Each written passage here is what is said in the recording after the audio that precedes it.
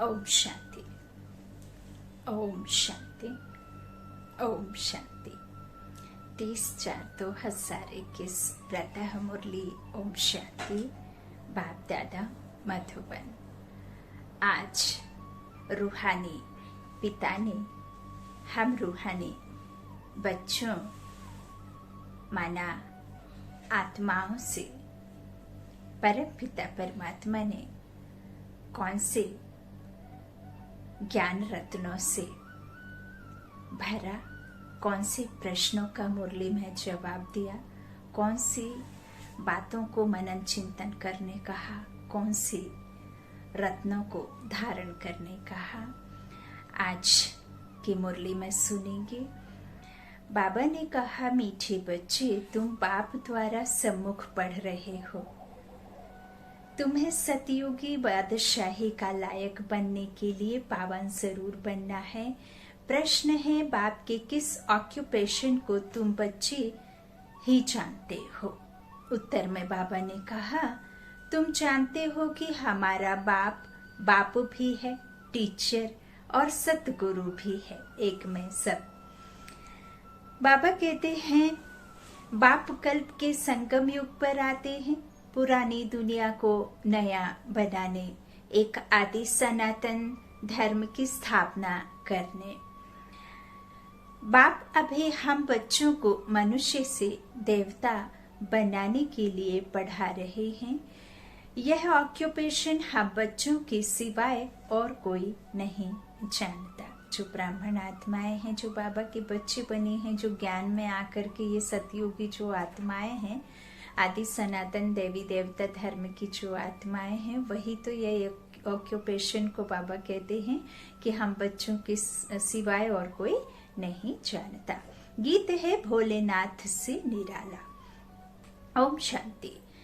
ओम शांति का अर्थ तो बच्चों को बार बार समझाया है। ओम माना मैं आत्मा हूँ और मेरा यह शरीर है। शरीर भी कह सकता है कि मेरी यह आत्मा है। जैसे शिव बाबा कहते हैं, तुम मेरे हो। बच्चे कहते हैं, बाबा आप हमारे हो। वैसे आत्मा भी कहती है, मेरा शरीर। आत्मा का शरीर है ना, मेरा शरीर। शरीर कहेगा मेरी आत्मा। अभी आत्मा जानती है मैं अविनाशी हूँ। आत्मा बिगर शरीर कुछ कर नहीं सकता, कुछ ना कर सके। शरीर तो है, कहते हैं मेरी आत्मा को तकलीफ नहीं देना। कहते हैं ना, मेरी आत्मा को तकलीफ नहीं देना। मेरी आत्मा पाप आत्मा है व मेरी आत्मा पुण्य आत्मा है, तुम जानते हो। Check and change. जो बुद्धि रूपी दर्पण, जो ज्ञान चक्षु हमें मिला है, जो समझ का तीसरा नेत्र हमें मिला है, उस समझ के तीसरे नेत्र से, जिसे ज्ञान चक्षु कहते हैं, उस नेत्र से, बुद्धि से आपको क्या करना है? चेक करना है कि हम कौन से युग की आत्मा है, पुण्य आत्मा है या फिर पाप आत्मा है। तो बाबा कहते हैं, इस तरह से मेरी आत्मा पाप आत्मा है व पुण्य आत्मा है, तुम जानते हो। मेरी आत्मा सतयुग में पुण्य आत्मा थी। आत्मा खुद भी कहेगी, मैं सतयुग में सतो प्रधान अथवा सच्चा सोना थी। आत्मा सच्चा सोना, प्यूर एकदम, 24 कैरेट गोल्ड का सोना आत्मा। सोना है नहीं, यह एक मिसाल दिया जाता है। ऐसे तो गोल्ड नहीं है, लेकिन सिर्फ और सिर्फ इसे समझने मात्र के लिए इसे ऐसा बाबा कहते हैं। सोना तो वो है नहीं, लेकिन ऐसा समझने के लिए कहा जाता है कि सच्चा सोना थी, सतो प्रधान। सोना है नहीं, बाबा कहते मिसाल दिया है। हमारी आत्मा पवित्र थी, गोल्डन एज थी। गोल्डन एज माना 150 वर्ष की आयु थी। उससे पहले किसी भी मनुष्य आत्मा की मृत्यु हो नहीं सकती, शरीर छूट नहीं सकता। बाबा कहते हैं इस तरह से गोल्डन एज थी। अभी तो कहते हैं इम्प्योर हूँ। दुनिया वाले यह नहीं जानते, तुमको तो श्रीमत मिलती है, तुम अब जानते हो हमारी आत्मा सतो प्रधान थी। अब तमो प्रधान है ना, तो अब तमो प्रधान बनी है। बाबा कहते हैं तमो प्रधान का माना अर्थ है विकारों से भरपूर है ना, आसुरी अब गुण वाली हो गई है। रावण माया रूपी विकारों से ग्रसित आत्मा तो तमो प्रधान हो जाती है, एक दो को दुख देने वाली, विकारों में आकर के दुख देती है, देहभान में आकर के दुख देती है। तो बाबा कहते हैं इस तरह से जो अब गोल्डन एज तो रही नहीं है, क्योंकि अब सभी जो है बाबा कहते हैं तमो प्रधान सतो प्रधान से अब तमो प्रधान बनी है। हर एक चीज ऐसे होती है, बाल, युवा और वृद्ध। बाल अवस्था, युवा और वृद्ध, सतो, रजो, तमो, ये 3 स्टेजेस। तो सतो प्रधान अवस्था माना जो कृष्ण की अवस्था होती है, वो बच्चे की अवस्था, वो सतो प्रधान अवस्था होती है। फिर जब वो नर से जो कृष्ण से फिर स्वयंवर के बाद में लक्ष्मी नारायण बनते हैं, तब उनका वो रजो अवस्था होती है। फिर वृद्ध अवस्था माना फिर तमो प्रधान स्टेज जब होती है, तो फिर उसके बाद में इस तरह से उनकी वाणी से वानप्रस्थ अवस्था कहते ना, तो 3 स्टेजेस होती हैं सतो रजो तमो में। बाबा कहते हैं बाल, युवा और वृद्ध, हर चीज नए से पुरानी होती है, भले वो जिसमें लाइफ हो ना हो, जिसमें जीवन हो ना हो, कपड़ा भी पुराने से नया, नया से पुराना, उसकी भी 3 स्टेज होती हैं। पहले एकदम नया चमकता हुआ, फिर बीच की स्थिति, फिर एकदम फटने की स्थिति होती। तो ऐसे ही हर एक चीज की ये 3 अवस्थाएं होती हैं। बाबा कहते हैं हर चीज नए से पुरानी जरूर होती है। दुनिया भी पहले गोल्डन एज्ड सतो प्रधान थी, फिर तमो प्रधान आयरन एज्ड है, तभी दुखी है और इसी वजह से दुखी है। दुख और सुख, तो सुख बाद में आता है, सॉरी पहले दुख आता है। अब ये दुख चल रहा है, अब परमात्मा ईश्वर ने हमें जो सुख की दुनिया की स्थापना करने आए हैं, तो परमात्मा ने एक बार पूछा ईश्वर ने कि आपको पहले क्या चाहिए, तो कहा कि सुख चाहिए। तो पहले उन्होंने सुख की दुनिया का निर्माण किया, सुख आया फिर दुख आया, बाद में दुख आया ना, पहले तो सुख की दुनिया होती है। आदि से जो हमारा ड्रामा होता है आत्माओं का, सतो प्रधान अवस्था में आकर के हम सुख सतो प्रधान जीवन जीते हैं, तो वह हमारा जीवन सुख का जीवन होता है, क्योंकि कोई किसी को वहां दुख नहीं देता। रिंचक मात्र भी सतयुग और त्रेता में दुख नहीं होता है ना।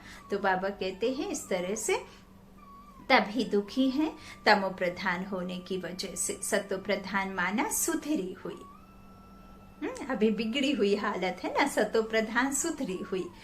तो बाबा कहते हैं तमो प्रधान माना बिगड़ी हुई। गीत में भी कहते हैं बिगड़ी को बनाने वाले, कहते हैं ना बिगड़ी बनाने वाले, क्या तेरे मन में समाई, काहे को दुनिया बनाई, काहे को बनाया माटी का पुतला, है ऐसे गाना है ना। तो बिगड़ी बनाने वाले, पुरानी दुनिया बिगड़ी हुई है क्योंकि रावण राज्य है और सभी पतित हैं। सतयुग में सब पावन थे, उनको न्यू वॉइसलेस वर्ल्ड कहा जाता है।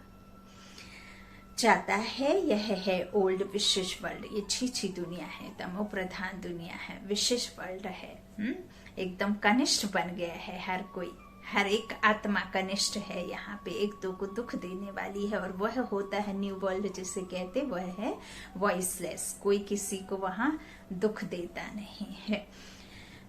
बाबा कहते हैं इस तरह से ओल्ड विशेष वर्ल्ड अब कलयुग आयरन एज है। यह सब बातें कोई स्कूल कॉलेज में नहीं पढ़ाई जाती हैं, भगवान आकर पढ़ाते हैं और राजयोग सिखाते हैं।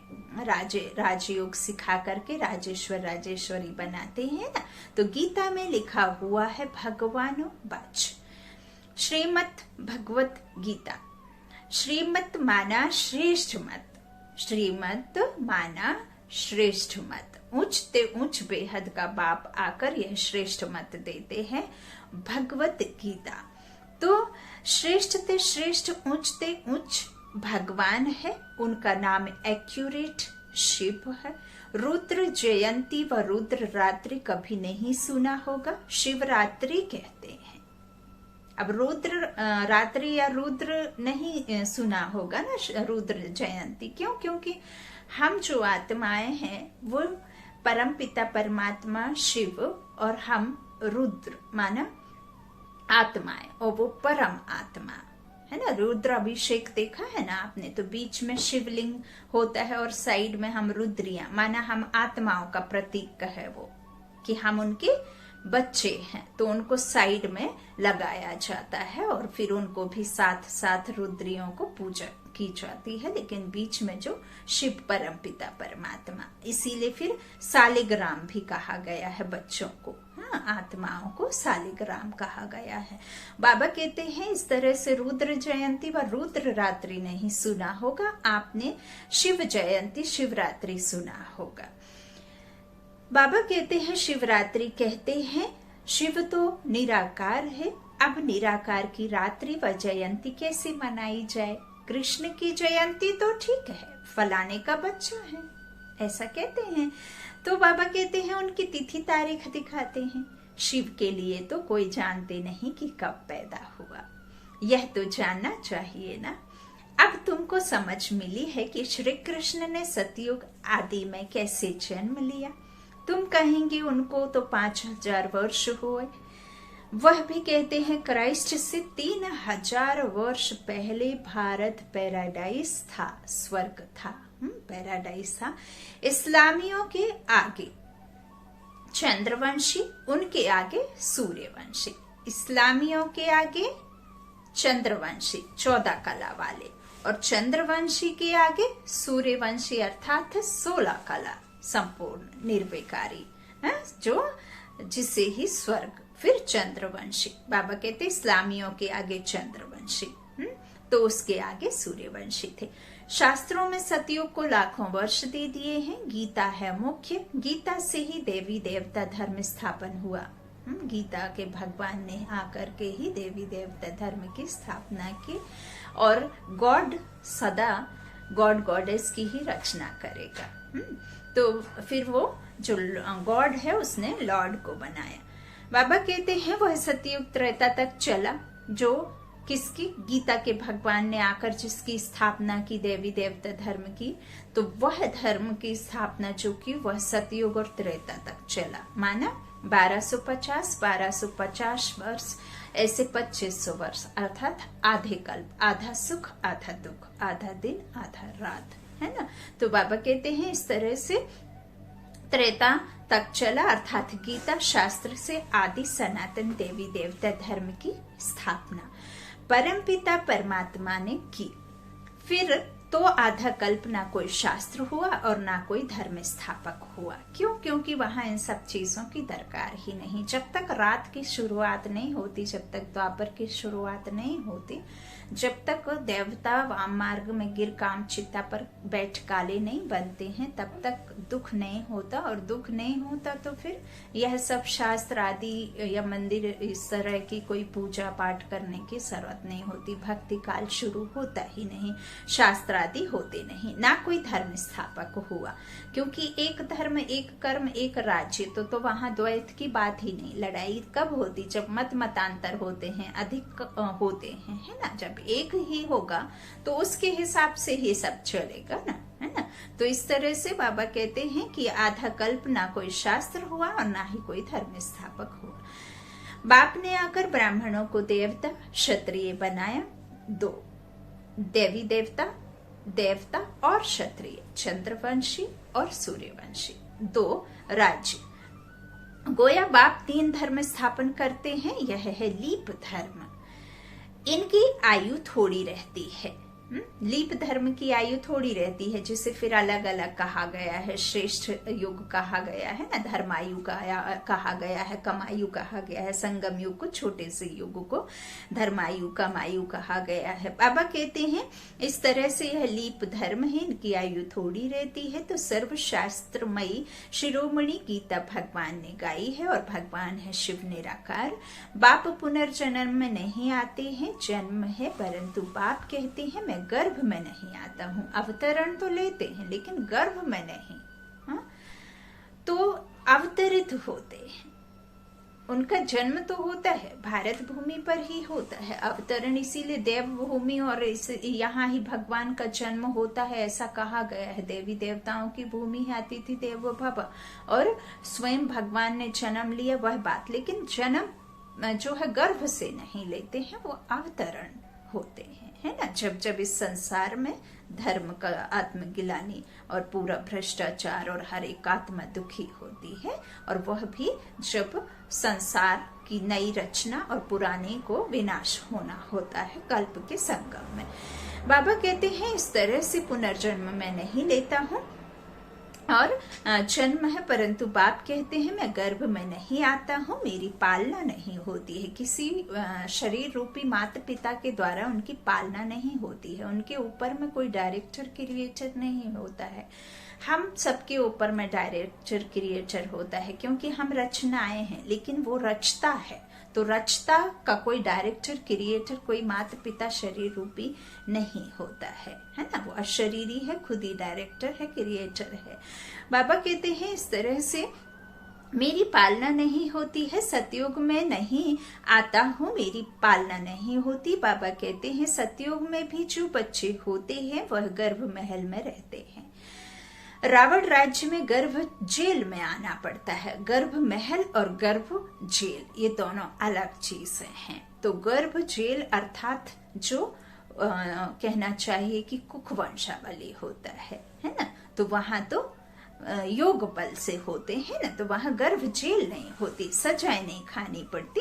बाबा कहते हैं रावण राज्य में गर्भ जेल में आना पड़ता है क्योंकि विकारों से पैदा होते हैं। तो पाप जेल में भोगे जाते हैं, गर्भ में अंजाम करते हैं।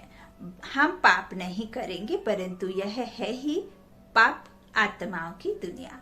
बाहर निकलने से फिर पाप करने लग पड़ते हैं। कहते हैं ना कि माँ के गर्भ में जब होते हैं तो बच्चे कहते जल्दी निकालो मुझे इस गर्भ जेल से बाहर निकालो। हाँ, परेशान होते हैं और फिर वो कहते हैं कि मैं पाप नहीं करूंगा, लेकिन जैसे ही दुनिया में जन्मते हैं वैसे ही पाप आदि होने लग जाते हैं। तो बाबा कहते हैं बाहर निकलने से फिर पाप करने लग पड़ते हैं। वहां रही, जहां कही वहीं रही। यहाँ भी बहुत प्रतिज्ञा करते हैं हम पाप नहीं करेंगे, एक दो पर काम कटारी नहीं चलाएंगे, क्योंकि यह विकार आदि मध्य अंत दुख देता है और आदि शुरू होता ही है द्वापर से। तो आदि से जो शुरुआत होती है ना हमारी, तो आदि में तो हम देवी देवता रहते हैं, तो आदि मध्य अंत, मध्य होता है जिसे हम कहना चाहिए कि द्वापर है ना। तो आदि से तो आत्माएं, सतयुगी आत्माएं होती हैं, सॉरी। आदि मध्य अंत माना ये विनाश का जो कलयुग है, तो दुख देता है। सतयुग में विष है नहीं, है ना, वहां पे तो कोई विष आदि है नहीं, तो कोई किसी को दुख देता नहीं। तो मनुष्य आदि मध्य अंत 21 जन्म दुख भोगते नहीं है, क्योंकि राम राज्य है। उसकी स्थापना अब बाप फिर से कर रहे हैं। संगम पर ही स्थापना होगी ना, ऐसा तो नहीं है कि सतयुग में स्थापना होगी, है ना, संगम पर ही तो स्थापना होगी। बाबा कहते हैं जो भी धर्म स्थापन करने आते हैं उनको कोई भी पाप नहीं करना है। आधा समय है पुण्य आत्मा, फिर आधा समय बाद पाप आत्मा बनते हैं। तुम सतयुग त्रेता में पुण्य आत्मा रहते हो।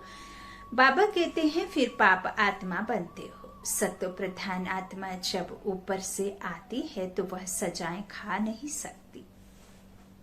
हाँ, जब बिल्कुल एकदम प्योर बन के आती है ना, क्योंकि वाया शांति धाम, फिर पवित्र पावन तन भी, ये पुराने जूते, ये बिकारी तन को भी छोड़ करके वापस प्योरिटी के साथ आती है ना। तो ऊपर से आती है तो वह सजाएं खा नहीं सकती।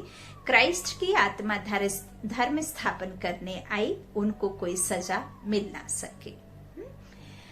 बाबा कहते हैं क्राइस्ट को क्रॉस पर चढ़ाया, परंतु उनकी आत्मा ने कोई विकर्म आदि किया ही नहीं। तो यह बातें बाबा कहते हैं, जब उन्होंने विकर्म आदि किया ही नहीं तो वह जिसके शरीर में प्रवेश करते हैं उनको दुख होता है, आत्मा को नहीं। वह सहन करते हैं, जैसे इसमें बाबा आते हैं। ब्रह्मा बाबा में बाबा आते हैं, अपनी गुजराल दादी के तन में बाबा, तो देखिए गुजराल दादी के तन में बाबा आते थे तो डबल डबल बाप दादा दोनों आते थे, तभी तो उनको कितना सहन करना पड़ता था। डबल डबल आत्माएं उन पर छोटा नंदी के उसमें आते थे, है ना, बाप दादा दोनों। तो इस तरह से बाबा कहते हैं कि जैसे इनके तन में प्रवेश करते हैं ना, इसी तरह से तो ये सहन करते हैं। जैसे इनमें बाबा आते हैं, वह तो है ही सतो प्रधान है। बाबा कहते कोई भी दुख तकलीफ इनकी आत्मा को होता है, शिव बाबा को नहीं होता है। वह तो सदैव सुख शांति में रहते हैं, एवर सतो प्रधान, एवर प्योर, है ना। परे ते परे पारलौकिक, जहाँ परे ते परे, जहाँ के कोई नहीं जा सकता, है ना। तो बाबा कहते हैं इस तरह से वह तो है ही एवर प्योर, सतो प्रधान, परंतु आते तो इस पुराने शरीर में है ना, आना ही पड़ता है। तमो प्रधान दुनिया में और पराई दुनिया में और पराय तन का आधार लेना ही पड़ता है। और बाबा कहते हैं परंतु आते तो इस पुराने शरीर में है ना। वैसे क्राइस्ट की आत्मा ने जिसमें प्रवेश किया उस शरीर को दुख हो सकता है, क्राइस्ट की आत्मा दुख नहीं भोग सकती, क्योंकि सत्व रजु तमो में आती है। नई नई आत्माएं आती भी हैं तो आती भी तो है ना, उनको पहले जरूर सुख भोगना पड़े। नई नई जो आत्माएं आती हैं पहले पहले तो उनको सुख मिलता है, बाद में दुख। तो पहले सुख भोगना पड़े, दुख भोग नहीं सकती, लौ नहीं कहता। इसमें बाबा बैठे हैं, कोई भी तकलीफ इनको माना दादा को होती है ना कि शिव बाबा को, परंतु यह बातें तुम जानते हो और कोई को पता नहीं है। यह सब राज अभी बाप बैठ समझाते हैं। इस सहज राजयोग से ही स्थापना हुई थी, फिर भक्ति मार्ग में यही बातें गाई जाती हैं। इस संगम पर जो कुछ होता है वह गाया जाता है। भक्ति मार्ग शुरू होता है तो फिर शिव बाबा की पूजा होती है। पहले पहले भक्ति कौन करता है? वही लक्ष्मी नारायण। जब राज्य करते थे तो पूज्य थे, फिर वाम मार्ग में आ जाते हैं तो फिर पूज्य से पुजारी बन जाते हैं। बाप समझाते हैं, बाबा कहते हैं इस तरह से तुम बच्चों को पहले पहले बुद्धि में आना चाहिए कि निराकार परम पिता परमात्मा इस तन में आकर पढ़ाते हैं। परमात्मा इस द्वारा हमको पढ़ाते हैं। ऐसी और कोई जगह सारे वर्ल्ड में हो ना सके जहाँ ऐसे समझाते हो। बाबा कहते बाप ही आकर भारत को फिर से स्वर्ग का वर्षा देते हैं। त्रिमूर्ति के नीचे लिखा हुआ है DT वर्ल्ड। हाँ, DT इसमें धर्म होता है ना, DT इज वर्ल्ड, देवी देवता का धर्म जो आदि अनादि बना बनाया जो ड्रामा है तो वह होता ही है DT इसमें धर्म देवी देवता का, है ना, वर्ल्ड। तो sovereignty is your god fatherly worth, right. बाबा कहते हैं शिव बाबा आकर तुम बच्चों को स्वर्ग की बादशाही का वर्षा दे रहे हैं, लायक बना रहे हैं। तुम जानते हो बाबा हमको लायक बना रहे हैं। हम पतित थे ना, पावन बन जाएंगे, फिर यह शरीर नहीं रहेगा। देखिए इसमें एक जो इंग्लिश का बाबा बीच बीच में डालते हैं, इंग्लिश में जो डाला करते हैं कई बार, तो कई बच्चे बाबा से पूछते हैं कि बाबा क्या इंग्लिश भी जानते हैं? तो बाबा ने बड़ी मुस्कान के साथ में कहा कि जो हमारे डबल विदेशी बच्चे बाबा के साथ जुड़े हैं तो वो डबल विदेशी बच्चे ये इंग्लिश सुन करके बहुत खुश होते हैं और फिर वो इतना बाबा के दिल तख्त नशीन बच्चे बन जाते हैं कि हाँ इनका जो गॉड है, जो गॉड फादर है, वो तो हमारी भाषा में भी बात करते हैं। तो उनको बहुत बहुत खुशी होती है। जैसे आज बाबा ने ये एक लाइन डाली है कि DT world sovereignty is your god fatherly worth, right. हाँ, तो बाबा कहते हैं शिव बाबा आकर तुम बच्चों को स्वर्ग की बादशाही का वर्षा दे रहे हैं, लायक बना रहे हैं। तुम जानते हो बाबा हमको लायक बना रहे हैं, हम पतित थे ना। बाबा कहते हैं पावन बन जाएंगे, फिर यह शरीर नहीं रहेगा। रावण द्वारा हम पतित बने हैं, फिर परम पिता परमात्मा पावन बनाए, पावन दुनिया का मालिक बनाते हैं। वही ज्ञान का सागर पतित पावन है। यह निराकार बाबा हमको पढ़ा रहे हैं और हमारी निराकार आत्मा पढ़ रही है। सुप्रीम सोल पढ़ाने वाला, हम सोल पढ़ने वाले है ना। यह है गॉडली जो है स्टूडेंट है आत्मा। बाबा कहते हैं इस तरह से जो वही ज्ञान का सागर पतित पावन है और वही बाबा निराकार हमको पढ़ा रहे हैं। सब तो इकट्ठा नहीं पढ़ सकते, सब मुख तुम थोड़े बैठे हो। जो बाबा के बच्चे सेंटर्स आदि जो मधुबन में बाबा की धरनी में बैठे हैं, तो सबको तो बिठा ना सके। बाबा कहते हैं तुम थोड़े बैठे हो, बाकी सब बच्चे जानते हैं। अभी शिव बाबा ब्रह्मा के तन में बैठ सृष्टि के आदि मध्य अंत का नॉलेज सुनाते होंगे। वह मुरली लिखत द्वारा आएंगे और सत्संगों में ऐसा थोड़े ही समझेंगे। बाबा कहते हैं आजकल टैप मशीन भी निकली है, इसलिए भर कर भेज देते हैं। टैप मशीन निकली हुई है, आपने देखा होगा एप्स में ऑडियो भी रहता है जिसके द्वारा आप मुरली सुन सकते हैं, है ना। बाबा कहते हैं मुरली लिखत द्वारा आएगी और सत्संगों में ऐसे थोड़े ही समझेंगे। आजकल टैप मशीन भी निकली है, इसलिए भरकर बाबा कहते भेज देते हैं। वह कहेंगे फलाने नाम वाला गुरु सुनाते हैं। बुद्धि में मनुष्य ही रहता है ना। जब हम कोई सत्संग आदि भी जाते हैं, कोई इस तरह से हम करते हैं, तो हमें वो गुरु का जो मंत्र होते हैं या जो कथा सुनाते हैं या जो भी वृत्तांत बताते हैं, तो हम उनका जो है छवि को मन में बिठाते हैं। लेकिन यहाँ जब हम सेंटर जाते हैं या टीवी में भी सुनते हैं या किसी के थ्रू भी सुनते हैं, मीडिया के थ्रू, फेसबुक के थ्रू, तो हम क्या कहते हैं, हमने बाबा की मुरली सुनी, हमने स्वयं ईश्वर के महावाक्य सुने। कोई ये नहीं कहता है कि हमने उनके द्वारा सुनी या किसी संत महात्मा के द्वारा सुनी। तो ये फर्क है ना, क्योंकि बाबा के महावाक्य है ये। अगर वो महावाक्य हम सिर्फ वाक्य समझें तो फिर वो महावाक्य नहीं रहेगा, है ना। बाबा कहते हैं इस तरह से, वहां तो हम कहते कि फलाने वाला गुरु सुनाते हैं, फलाने नाम वाला, बुद्धि में मनुष्य ही रहता है ना। यहाँ तो यह बात है ही नहीं। यह तो निराकार बाप नॉलेजफुल, पीसफुल, नॉलेजफुल। मनुष्य को नॉलेजफुल नहीं कहा जाता। बाप समान कहा जा सकता है, लेकिन बाप नहीं कहा जा सकता, है ना। कहते हैं ना कि ये बच्चे तो अपने बिल्कुल पिता के समान ही गुणों वाला है, लेकिन बाप है ऐसा कोई नहीं कहता, है ना। तो बाबा कहते हैं इस तरह से मनुष्य को नॉलेजफुल नहीं कहा जाता। गाते हैं God father is knowledgeful, peaceful, blissful, तो उनका वर्षा भी चाहिए ना। कहते हैं ना शांति का सागर, ज्ञान का सागर, और हम कहते हैं कि सुखदाता। तो बाबा कहते हैं तो उनका वर्षा भी चाहिए ना। सुख करता है तो सुखदाता भी तो है। बाबा कहते हैं उनमें जो गुण हैं वह बच्चों को मिलने चाहिए, अभी मिल रहे हैं। गुणों को धारण कर हम ऐसे लक्ष्मी नारायण बन रहे हैं।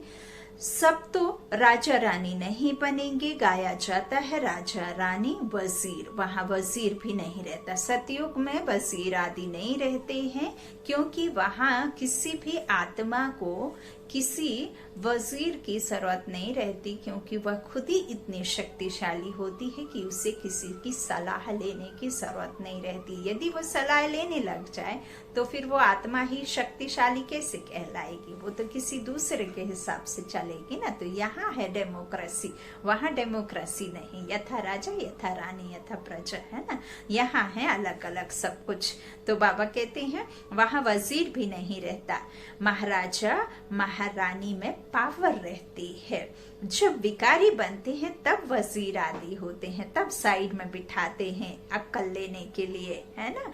तो तो बाद में बाबा कहते भिखारी बनते हैं, तब वजीर आदि जो मंत्री महामंत्री होते हैं वो बिठाते हैं। आगे मिनिस्टर आदि भी नहीं थे, मिनिस्टर आदि की कोई जरूरत ही नहीं होती है। वहां तो एक राजा रानी का राज्य चलता था, उनको वजीर की क्या दरकार, राय लेने की दरकार नहीं, जबकि माँ खुद मालिक हैं। तो यह है हिस्ट्री ज्योग्राफी। परंतु पहले पहले तो उठते बैठते यह बुद्धि में आना चाहिए कि हमको बाप पढ़ाते हैं, योग सिखाते हैं, याद की यात्रा पर रहना है। अभी नाटक पूरा होता है, हम बिल्कुल पतित बन गए हैं, क्योंकि विकार में जाते हैं, इसलिए पाप आत्मा कहा जाता है। सतयुग में पाप आत्मा नहीं होते हैं, वहां पुण्य आत्माएं हैं, वह है प्रारब्ध प्राप्ति। इस संगम युग की जो हमें पढ़ाई हम पढ़ते हैं उसकी प्रारब्ध प्राप्ति है। बाबा कहते हैं जिसके लिए तुम अभी पुरुषार्थ कर रहे हो, तुम्हारी है याद की यात्रा, जिसको भारत का योग कहते हैं, परंतु अर्थ तो नहीं समझते हैं। योग अर्थात याद होता है। योग शब्द भी बाबा ने निकालने के लिए कहा है, योग को भी हटाना है।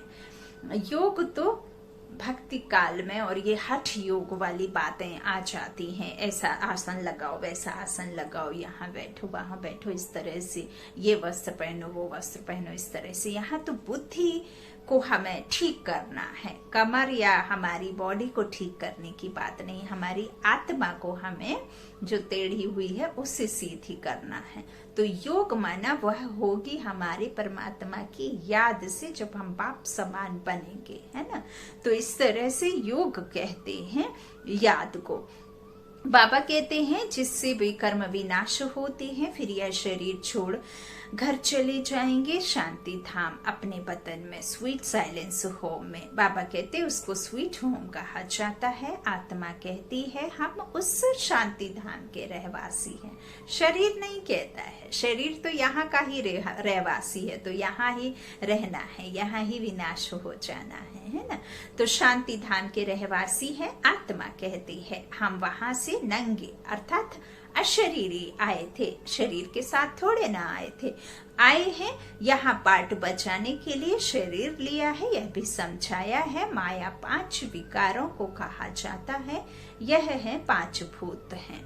काम का भूत, क्रोध का भूत, नंबर 1 है देह अभिमान का भूत।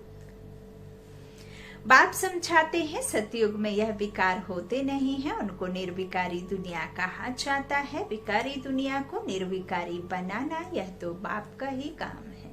जो निर्विकारी है ना, जो एवर प्योर है ना, जो इस दुर्गति में नहीं आता है ना, वही तो सदगति का मार्ग दिखाएगा ना। जिसने यह विकर्म नहीं किए, जिसने विकर्म किए वह कैसे हमें सदगति का मार्ग दिखा सकता है? जो सतो रजो तमो में आते हैं वह तो हमें कोई भी दिखा ही नहीं सकता ना सदगति का मार्ग, है ना। तो बाबा कहते हैं निर्विकारी दुनिया कहा जाता है, और विकारी दुनिया को निर्विकारी बनाना यह तो सिर्फ और सिर्फ बाप का ही काम है। उनको ही सर्वशक्तिमान ज्ञान का सागर पतित पावन कहा जाता है। इस समय सब भ्रष्टाचार से पैदा होते हैं। सतयुग में ही वॉइसलेस दुनिया है। बाप कहते हैं अब तुमको विषय से वॉइसलेस बनना है। बाबा कहते हैं इस बिगर जो है बच्चे कैसे पैदा होंगे, कहते हैं ना कि इस बिगर बच्चे कैसे पैदा होंगे। बाप समझाते हैं अभी तुम्हारा यह अंतिम जन्म है, मृत्यु लोक ही खत्म होना है। जहाँ अकाली मृत्यु होती ही नहीं, वह लोक ही खत्म होना है। फिर इसके बाद विकारी लोग होंगे नहीं, इसलिए बाप से पवित्र बनने की प्रतिज्ञा करनी है। कहते हैं बाबा हम आपसे वर्षा अवश्य लेंगे। वह कसम उठाते हैं झूठा। गॉड जिसके लिए कसम उठाते हैं उसको तो जानते नहीं, वह कब कैसे आता है, उनका नाम रूप देश काल क्या है कुछ भी नहीं जानते। बाप आकर अपना परिचय देते हैं, अभी तुमको परिचय मिल रहा है। बाबा कहते हैं दुनिया में कोई भी गॉड फादर को नहीं जानते, बुलाते भी हैं, पूजा भी करते हैं, परंतु ऑक्यूपेशन को नहीं जानते हैं। अभी तुम जानते हो परम पिता परमात्मा हमारा बाप टीचर सतगुरु है। अब बाप टीचर सतगुरु कैसे हुआ? हम आत्माओं का पिता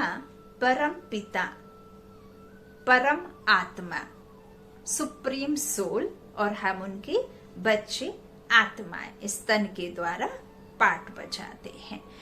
अब टीचर वह हमें क्या टीच कराते हैं?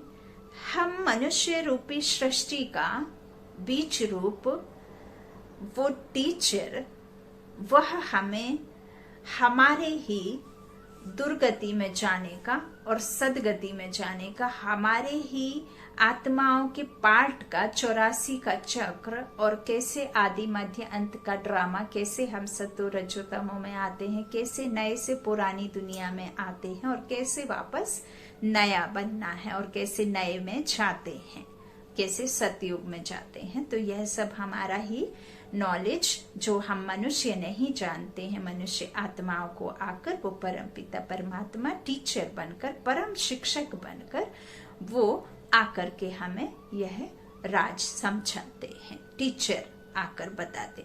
फिर अब सतगुरु, तो सतगुरु सत्य ज्ञान देकर मनुष्य से देवता बनाता है। नर से नारायण, मनुष्य से देवता बनाते हैं। सदगति सत्य पिता आकर सत्य नॉलेज देकर, सच्ची सच्ची कथा सुनाकर हमें सतगुरु सतमार्ग बता करके हमारी सदगति कराते हैं। तो एक में ही सब है, बाप टीचर सतगुरु। बाबा कहते हैं यह बाप ने खुद परिचय दिया है कि मैं तुम्हारा बाप हूँ। मैंने इस शरीर में प्रवेश किया, प्रजापिता ब्रह्मा द्वारा स्थापना होती है। ये मनुष्य रूपी नई दुनिया की क्रिएटर है, मतलब इनके द्वारा क्रिएट कराते हैं, वो क्रिएटर है ना, परमपिता परमात्मा। इनके द्वारा मनुष्य रूपी जो नया झाड़ है क्रिएट कराते हैं। तो यह एक तरह से मनुष्य का क्रिएटर हुआ। तो बाबा कहते हैं इनके द्वारा जो है मैं करवाता हूँ स्थापना, किसकी? ब्राह्मणों की। फिर तुम ब्राह्मण पढ़कर देवता बनते हो, मैं आकर तुमको शूद्र से ब्राह्मण बनाता हूँ। बाप कहते हैं मैं आता हूँ। तो मैं आता हूँ माना वह यहाँ रहते नहीं। बाप कहते हैं मैं आता ही हूँ कल्प के संगम युग में, और संगम युग पर आकर 5000 वर्ष का, कल्प जो है पूरा 5000 वर्ष का है। यह सृष्टि चक्र तो फिरता रहता है ना। बाबा कहते हैं यह कभी खत्म नहीं होता। मैं आता हूँ पुरानी दुनिया को नया बनाने, पुराने धर्मों का विनाश कराने। मैं आदि सनातन देवी देवता धर्म स्थापन करता हूँ, बच्चों को पढ़ाता हूँ। फिर तुम पढ़कर 21 जन्म 21 पीढ़ी के लिए मनुष्य से देवता बन जाते हो। देवताएं तो सूर्यवंशी चंद्रवंशी प्रजा सब है, बाकी पुरुषार्थ अनुसार उच्च पद पाएंगे। अभी जो जितना पुरुषार्थ करेंगे वही कल्प कल्प चलेगा। बाबा कहते हैं समझते हैं कल्प कल्प ऐसा पुरुषार्थ करते हैं, ऐसा ही पद जाकर पाएंगे। यह तुम बच्चों की बुद्धि में है कि हमको निराकार भगवान पढ़ाते हैं। उनको याद करने से ही विकर्म विनाश होते हैं। बाबा कहते हैं इस तरह से उनको बिना याद किए विकर्म विनाश तो हो ही नहीं सकते। मनुष्य को यह भी पता नहीं कि हम कितने जन्म लेते हैं। शास्त्रों में कोई ने गपोड़ा लगा दिया है कि 84 लाख जन्म। अभी तुम जानते हो 84 लाख नहीं, 84 जन्म है। यह अंत का जन्म है। फिर हमको स्वर्ग में जाना है। पहले मूल वतन जाकर फिर स्वर्ग में आएंगे। अच्छा, बाप दादा का याद प्यार ले लीजिए। मीठे मीठे सीखी लादे बच्चों प्रति माता पिता बाप दादा का याद प्यार और गुड मॉर्निंग। रूहानी बाप की रूहानी बच्चों को नमस्ते। हम रूहानी बच्चों की रूहानी माता पिता बाप दादा को याद प्यार और गुड मॉर्निंग। शुक्रिया बाबा, मीठे बाबा, प्यारे बाबा, सबका साथी सबका सहारा मेरा बाबा। सबका बाबा। धारणा के लिए मुख्य सार है। पहला, बाप ने कहा, बाप से जो पवित्र बनने की प्रतिज्ञा की है उस पर पक्का रहना है। काम क्रोध आदि भूतों पर विजय अवश्य प्राप्त करनी है। दूसरा है, चलते फिरते हर कार्य करते पढ़ाने वाले बाप को याद रखना है। बुद्धि योग एक से जोड़कर रखना है। अब नाटक पूरा हो रहा है, इसलिए इस अंतिम जन्म में पवित्र बनना है। आज का वरदान बाबा ने बच्चों को दिया, एक लगन, एक भरोसा, एक रस अवस्था द्वारा सदा निर्विघ्न बनने वाले निवारण स्वरूप भाव। निवारण निर्माण स्वरूप, निर्माण स्वरूप निवारण स्वरूप भाव है ना। सदा निर्विघ्न बनाने वाले, बनने वाले। सदा एक बाप की लगन, बाप के कर्तव्य की लगन में ऐसे मगन रहो जो संसार में कोई भी वस्तु या व्यक्ति है भी यह अनुभव ही ना हो। ऐसे एक लगन, एक भरोसे में, एक रस अवस्था में रहने वाले बच्चे सदा निर्विघ्न बन चढ़ती कला का अनुभव करेंगे, करते रहते हैं, करते हैं। वे कारण को परिवर्तन कर निवारण स्वरूप रूप बना देते हैं। कारण को देख कमजोर नहीं बनते, निवारण स्वरूप बन जाते हैं। कोई भी मुश्किल, कोई भी परेशानी, कोई भी ऐसी परिस्थिति वश वह ऐसा नहीं कि उसको देख कमजोर हो जाए, वह उसे निवारण स्वरूप बन जाते हैं, है ना। उसके निवारण में परिवर्तन कर देते हैं। आज का स्लोगन है, अशरीरी बनना वॉइसलेस सेट है। वॉइसलेस बनना वायरलेस सेट की सेटिंग है। स्लोगन है, अशरीरी बनना वॉइसलेस सेट है। वॉइसलेस बनना वायरलेस सेट की सेटिंग है। ओम शांति।